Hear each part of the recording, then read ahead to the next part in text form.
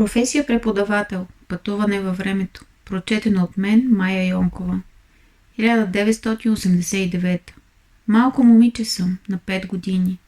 Още се чудя защо кожата на пръстите ми се сбръчква след баня и докато лежа в леглото разглеждам ръцете си. Трудно ми е да заспя. Кой ще ми прочете приказка тази вечер? До мен ляга моята голяма сестра. Щяла да ми разказва приказка за Италия. Коя Италия? Дали е някоя принцеса, която очаква своя принц да я събуди след 100 годишен сън, или да я извади от устата и отровната ябълка? Честно ви казвам, нямам си ни най-малка представа какво е Италия. Сестра ми казва, че била държава. Имало хора наречени италианци.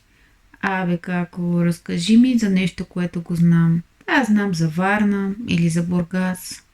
Там има много стълбички на плажа, пясък и пясъчни замъци. Защо не ми разкажеш за нещо по-познато? Ти си се хванала за тая Италия, била тя чудо невиждано. 1993. На 9 години съм. Летя със самолет. Отивам на сватба в Италия. Сестра ми ще се жени. А аз хвърча с тая капсула в небето.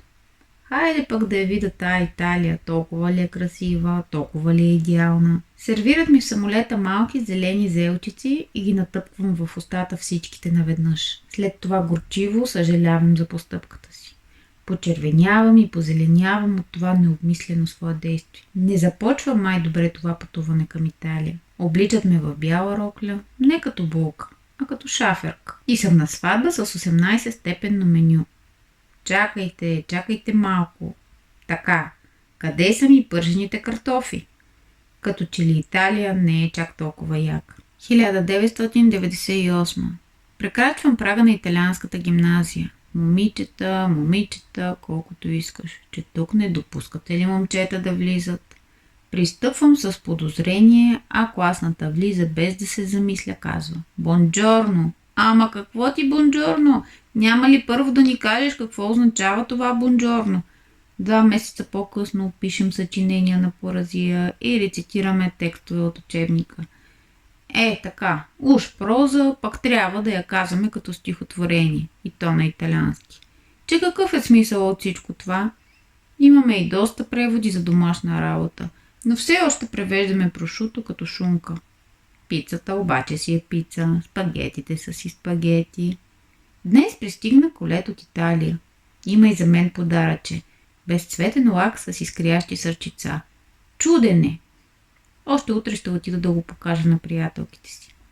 Има и една разкошна капсула за коса. Пише Белеца Перикапели. Сега я слагам. Няма да има по-красива от мен.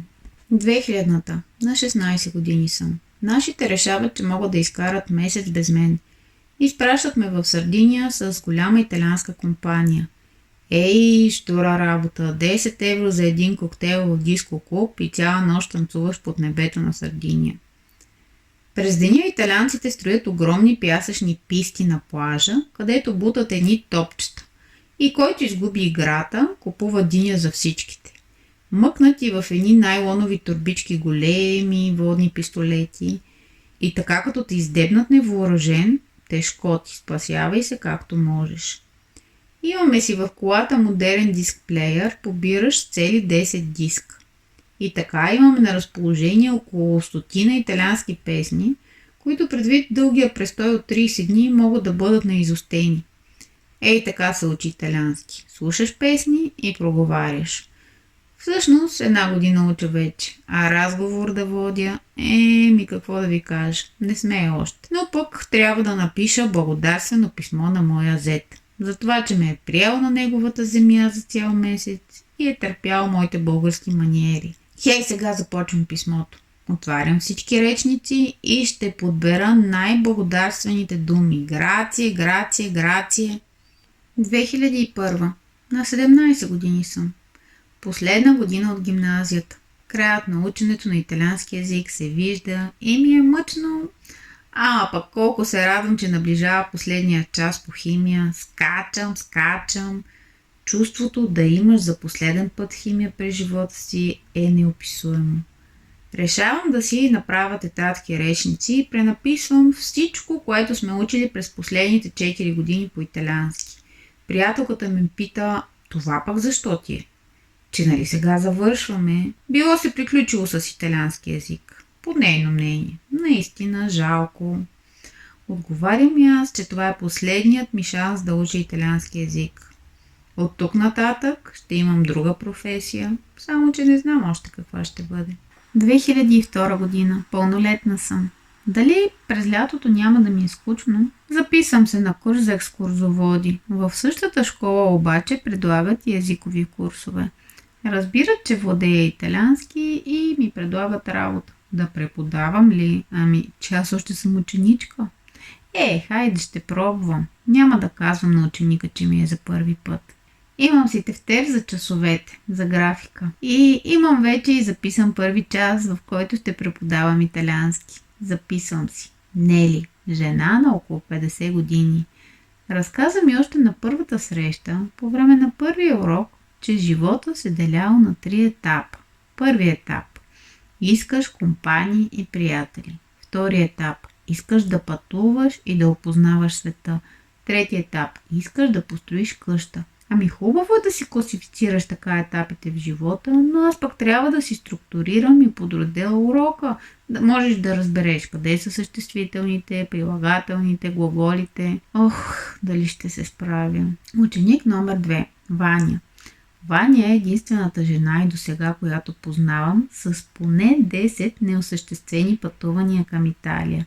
Стяга багажа, понякога се качва на автобуса и дали пътуването ще се провали заради метеорологични условия, дали заради здравословни или семейни причини, няма значение. Пътуването не се осъществява, но тя не се отказва и винаги се подготвя за престоя си в Италия, започвайки от най-важните изрази. Произнася ги, записва се на аудиофайлове, за да е сигурна, че се справя добре и дори започва да гледа комично на ситуацията с провалените пътувания. Ученик номер 3. Василена. Тя учи италиански по сантиментални причини. Била е на бригада в Щатите и там се запознава с италианец. Мечтата й да отида да живее в Щатите, но и да впечатли своя италианец с познанията си по италиански. Октомври 2002. Студентка съм към философски факултет. Трудно ми е да осмисля какво ме очаква в такъв факултет, но когато осъзнаването настъпва, поне успявам да кажа, че повече харесвам културната антропология, отколкото историята. Събитията така се завихрят едно през друго, че точно когато дойде момента да се притесна, че ще ми стане скучно, издателства се свързват с мен да съставям речници и разговорници. Фирма, предлагаща позиция в сектора с връзки с обществеността, твърдя, че мога да съм полезна. Италианци, правещи бизнес в България, започват да ми изпращат договори. Чакайте! То стана една суматоха. Оставете ме поне да си напиша дипломната работа. Още не знам за какво ще пиша. На лекция съм. Професорът говори нещо. Имало там една пътека под Млечния път. Сякаш проекция на Млечния път тук, на земята, и хората го извървяват, за да се преобразят.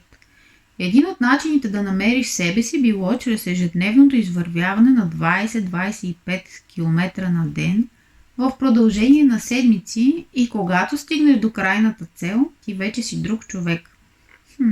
Така ли? Сякаш краката са ти свързани с мозъка и докато вървиш, те прекарват нови невронни пътища и те моделират така, че ставаш нова версия на себе си. Сантяго де Компостела или Камино. Звучи ми италианско, но всъщност е испанско. Много ме заинтригува тази тема. Вечер е, в киното сме. Гледаме Долината на цветята. Филмът разказва за безстрашния Джалан, който през най-високите планински проходи на Хималайте среща красавицата Ушна. Имат пречки към настоящия си живот, не могат да останат повече заедно. Оказват се безсмъртни и при всяко прераждане те са представени в различна роля, но със същите чувства един към друг. Обградени са от все по-съвременна обстановка, а към края на действието, след столетия, Те се озовават в високотехнологичното ток. След лекцията на професора за Камино и след филма за долината на цветята, у мен започна да се заражда идеята за вечното. За вечността в чувствата като изконна човешка характеристика и независимо от променената среда, в която попадаме, ние не можем да високотехнологизираме нашите емоции. Независимо дали ще вървим по път, обраснал с бурени и ще имаме за покрив плата на палатката си, или ще разполагаме с модерни заслони и ще ядем вкусна храна по пътя си, нашата чувствителност и устременост остава една и съща през вековете. Ще направя най-подробната дипломна работа, писана за Сантьяго де Компостела на български език. На помощ ще са ми италианските източници, писани по темата. Далеч повече са, отколкото български. Започвам да превеждам, да пиша, да допълвам, редактирам, връщам се назад и изтривам от текста. Минава месец, минава два. Така съм се сраснала с темата за дипломната си работа и така съм се обградила от този италиански като първоизточник на моя анализ, че неусетно кога започвам да мисля на италиански. Вау! Не го очаквах това да се случи точно сега. 2007 година. На 23 съм. Хората на моите години учат за доктори, счетоводители, дизайнери, ядрена физика, а аз? В каква ще стана, когато порасна? В Италия съм. Че ще се обвържа с Италия, вече стана ясно дори и за мен. Онази Италия, принцесата от детските фантазии, ще вземе да се окаже младоженец. И аз ще се омъжа за нея. Обикалям до встръсване италианските книжарници и ме е яд, че няма да ми стигне целия живот, за да преподавам по всичките учебници, по които искам. И знаете ли какво? Ще си направя сайт. Ще го нарека italianski.com, като е брак, поне да е обявен. Декември 2007. Записвам се магистратура превод. Попадам заедно с поток студенти и с много по-сериозна подготовка по италиански от моята. Докато аз съм превеждала документации и инструкции за новостроящи се спа центрове, докато съм водила групи италианци по Черноморието, те са чели Данте Алигиери и Джовани Бокачо, естествено в оригинал. Докато аз съм умувала по теми, като колко дявола могат да застанат на върха на една игла, те са учили фонетика и синтаксис. Ето, че пак съм ни риба с рибите, ни рак с раците, но пък мога да говоря на италиански. По-добре от тях. 2009. В зала в Софийския университет съм. Тръса се в треска по представянето на дипломната ми работа. Вече спечелих няколко награди за най-добър превод. Благодарна съм. Казват, че един единствен човек следи какво се случва от раждането ти още и надзирава за това какво можеш и дали го можеш. И този човек си самият ти. Доказвала съм си, че мога.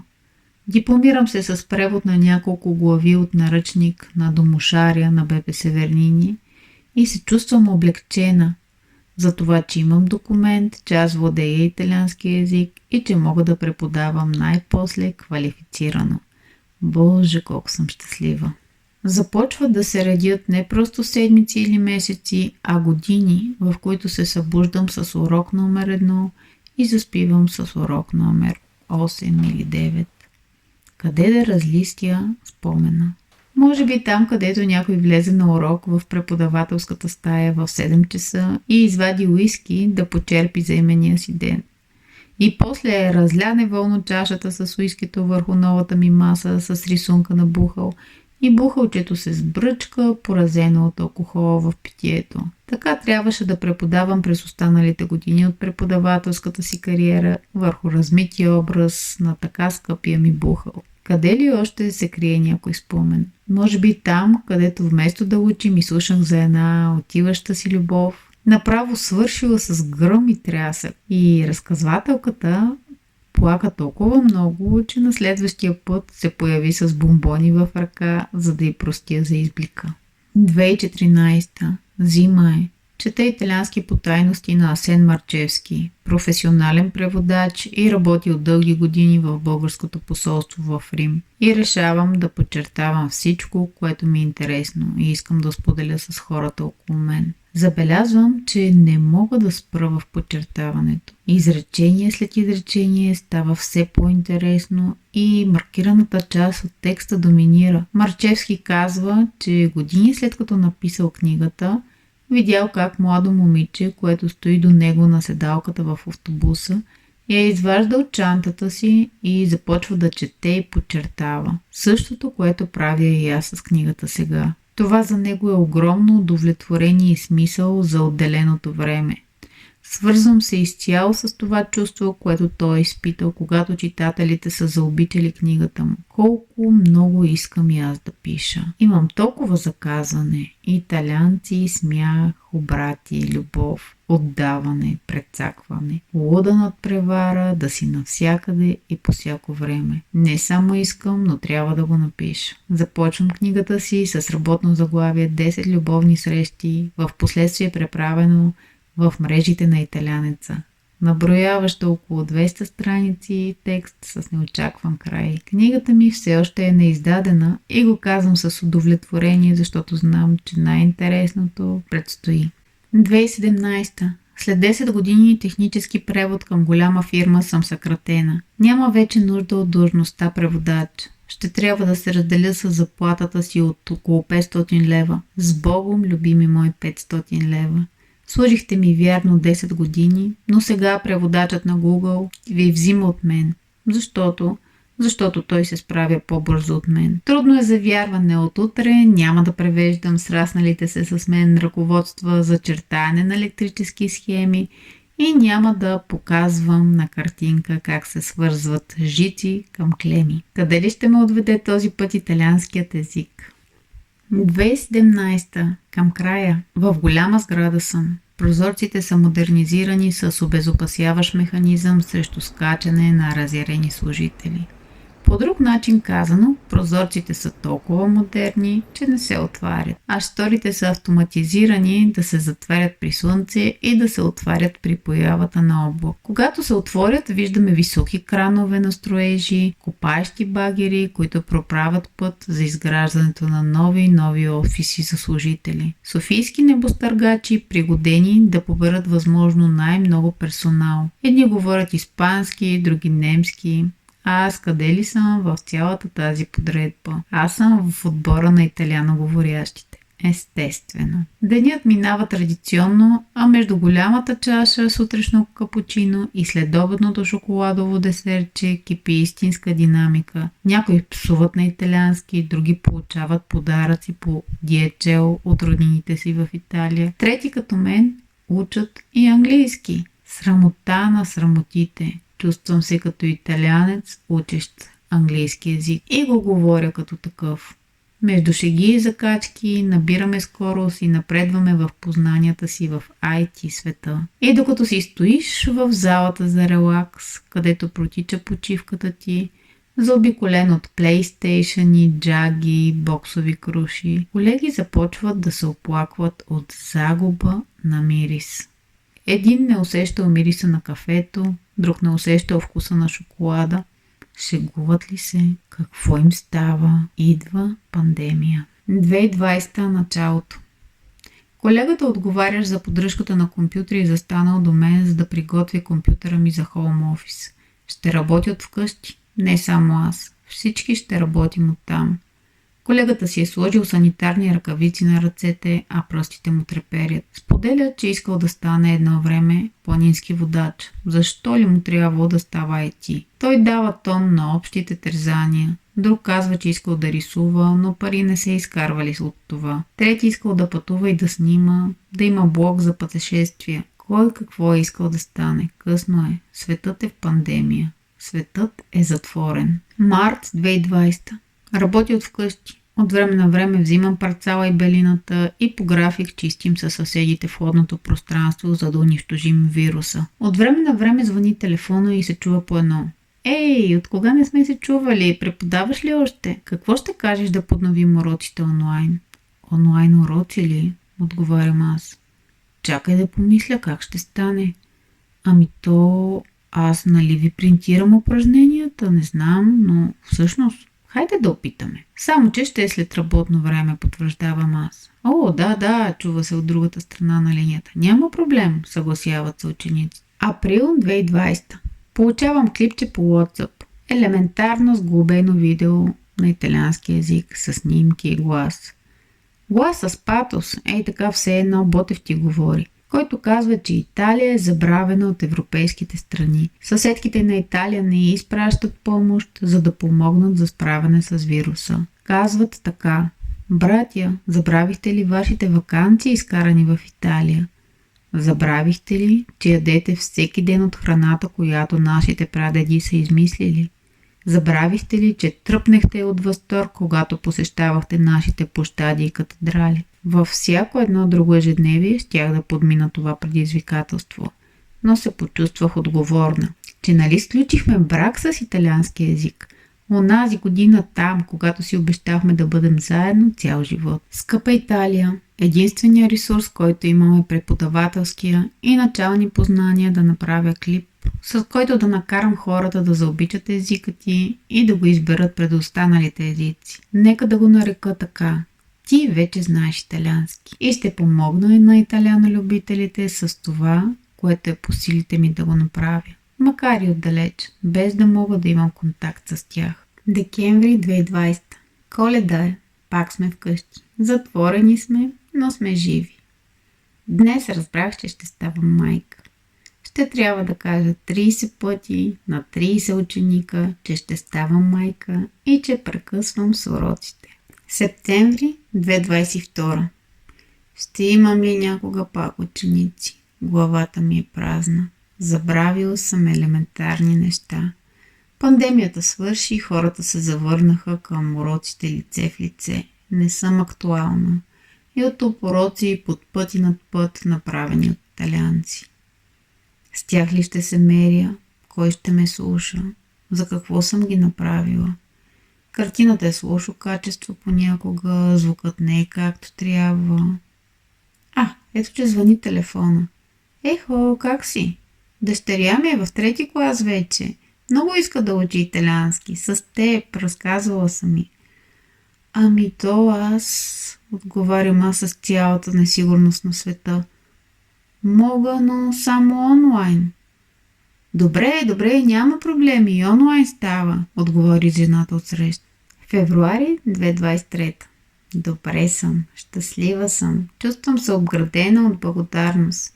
Има възвръщаемост на труда и усилията ми. Измервам успеха си чрез познанията и начина, по който се справят моите, ще ги нарека така, самичленици в италиански език. Италианският е моето хапче за добро настроение и мотивация. Ученето е най-якото нещо на света, що може да извади една майка от следродилно състояние. Септември 2023. Не мога да спя. Затварям очи и изплуват букви, текстове. Появяват се упражнения на италиански език в главата ми. Знаех си, луда съм. Ставам, за да не изпусна появилата се идея и дописвам. Упражнение 503, упражнение 504. А там някъде между интервалите, в паузите от детски плач, в периода на бебешкия пубертет, тая надеждата, че ще науча моето малко човече на това кой е Джани Ротари и как правят животните на италиански език. Кое животно казва кекирики? И как да си поиска чаша вода, когато е в Италия? И редом с това да възпитам у него добросърдечност на човек, който може да изразява добре мислите си, независимо на какъв език, и чрез казаното от него да буди усмивка у хората, които имат сетива за това.